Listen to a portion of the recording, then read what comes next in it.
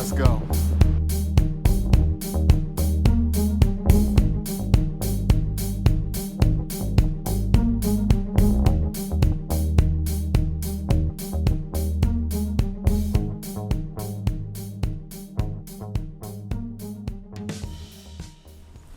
All right, welcome class.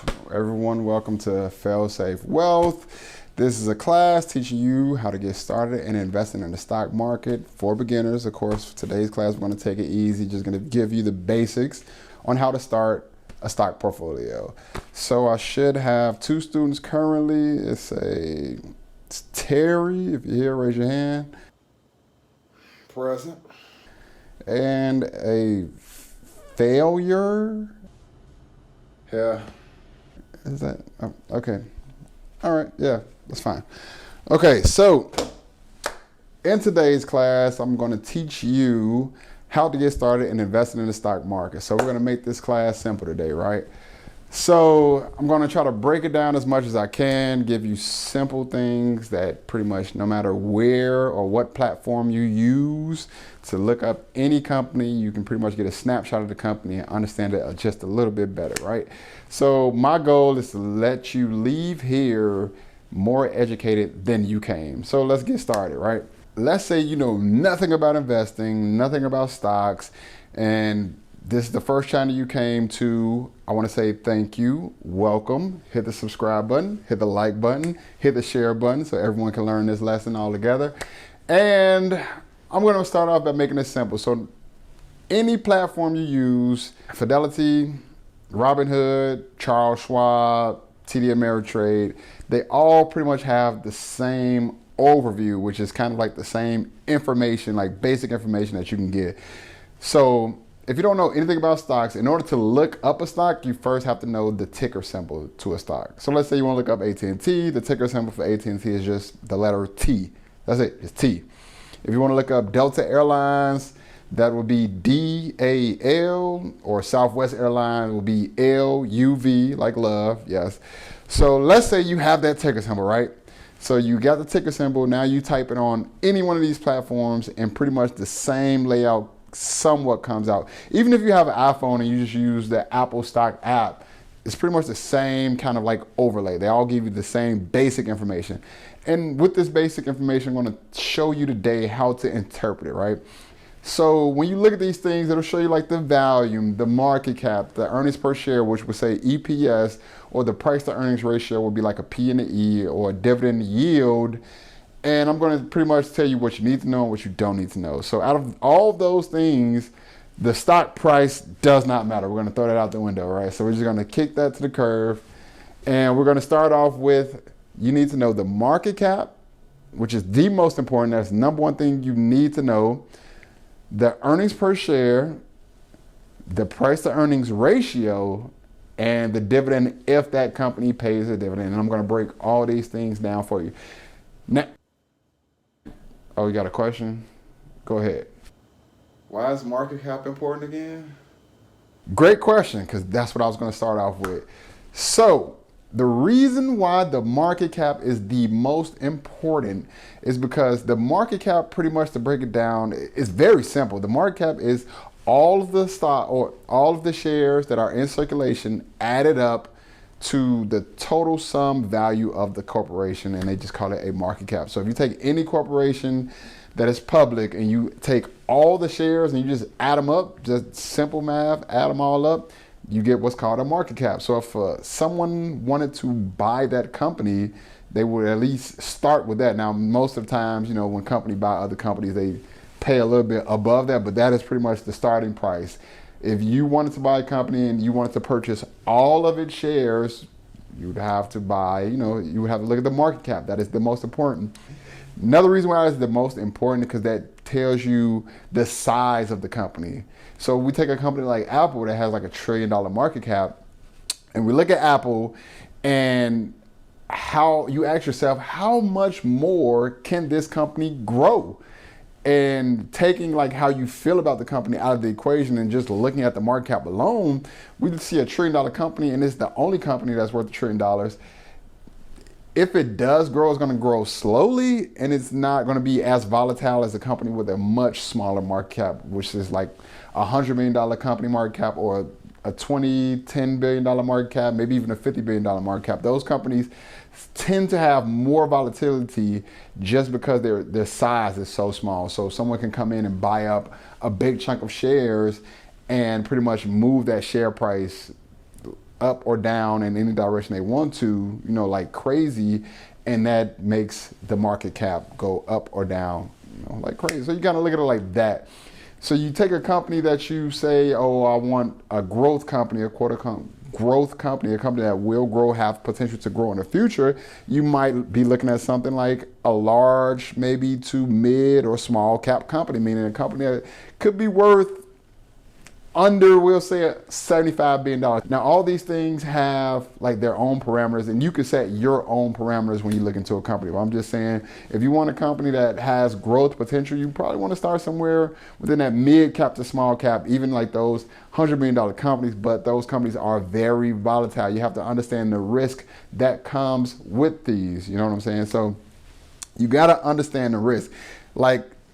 And sometimes you can have two companies with the same exact share price, but different market cap prices, or the share prices can be different, but the market cap can be exactly the same. So let's say you have a company that has a share price for $10 per share and a market cap of 10 million. I mean, it will have 1 million shares in circulation, right? And then we take another company, company B has $100,000 shares, or 100,000 shares, I should say, and has a share price of $100. It would have the same exact valuation as company A, $10 million. So if you wanted to buy either one of these companies, you would have to at least start with $10 million. Got something to say?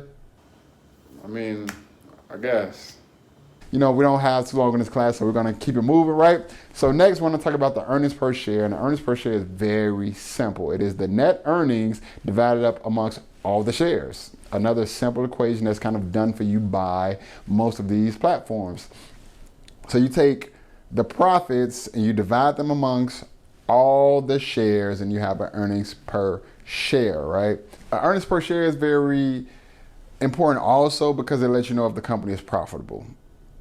It's really that simple. Like, it lets you know if the company is profitable. Now, every company is going to have like a $5 per share profit, and every company is going to have like a couple change, like 43 cents, 50 cents earnings per share. But it also depends on how many shares is that being split up amongst. You had a question? Go ahead, T. But how does that lead back to me? Great question. So you want to know, how does the earnings per share pretty much relate to you personally?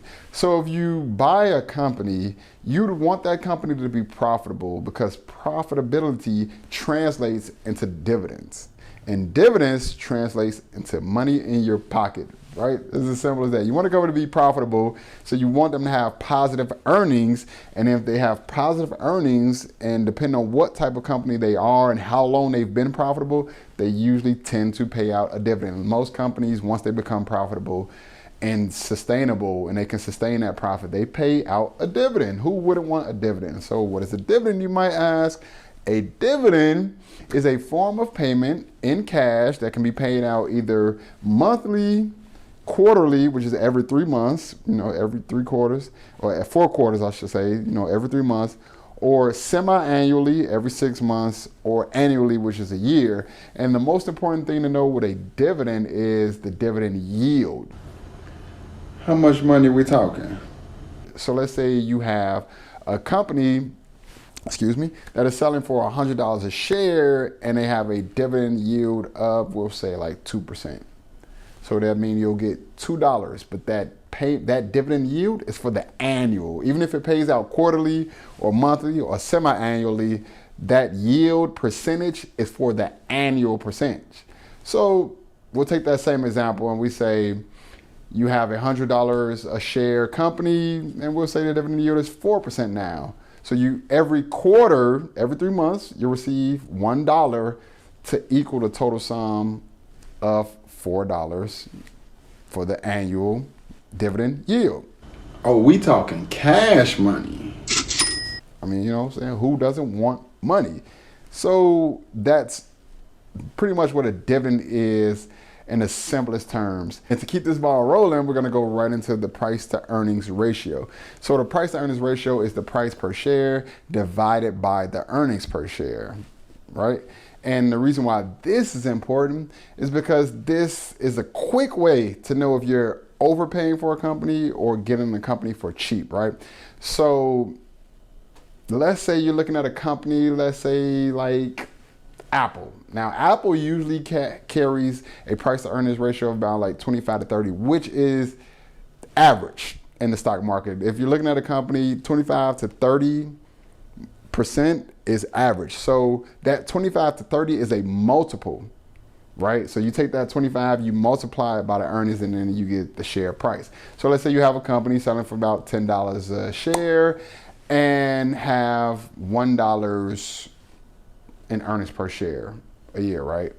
So then you just divide that 10 by that 1, you get a multiple of 10. So the price to earnings ratio for that would be 10, meaning you're paying $10 for $1 in, earnings, right? And you pretty much kind of use that same formula for any company you're looking at. Now, there are some companies that might be considered in the growth stages, meaning their earnings are relatively low compared to the share price. So you might see some companies that could get all the way up to like 1,000 in the price to earnings ratio. And that would pretty much say that they have little to no earnings and the share price is very high. Now, don't discredit these companies. Like if you're looking at a company, don't just automatically discredit that company and say, no, that is too high, I'm not willing to pay for that. Because sometimes a very high price to earnings ratio could indicate that this company has a lot of future growth ahead of it.